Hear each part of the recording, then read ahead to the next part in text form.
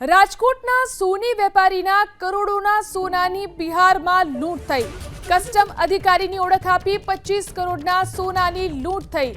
રાજકોટથી બિહાર સોનાની ડિલિવરી આપવા માટે યુવાનો ગયા હતા। બિહારમાં ગયા હતા અને કેવી એન્ડ સન્સ પેઢીના કર્મચારીઓ સોનાની ડિલિવરી આપવા માટે બિહાર ગયા હતા। રેલવે સ્ટેશન પર ઉતરતા બાઇક અને કારમાં 8 શખ્સો ધસી આવ્યા।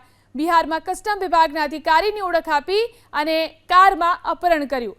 25 કરોડના સોનાની લૂંટ ચલાવી આરોપીઓ ફરાર થઈ ગયા।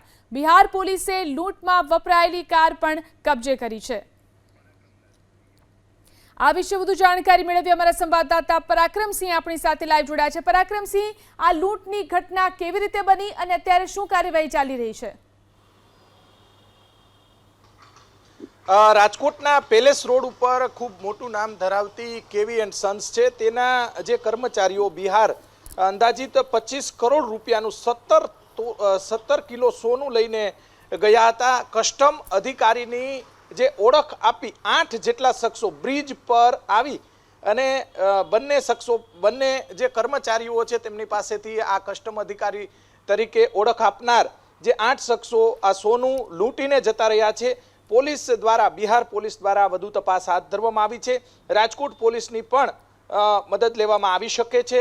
રાજકોટનું સોની બજાર પેલેસ રોડ એ સમગ્ર તેમની ઘડાઈ સમગ્ર દેશની અંદર પ્રખ્યાત છે। ત્યારે આ સોનું લઈને અંદાજિત 25 કરોડ રૂપિયાના અલગ અલગ દાગીના લઈને અહીંયાથી જે બિહાર ગયા હતા।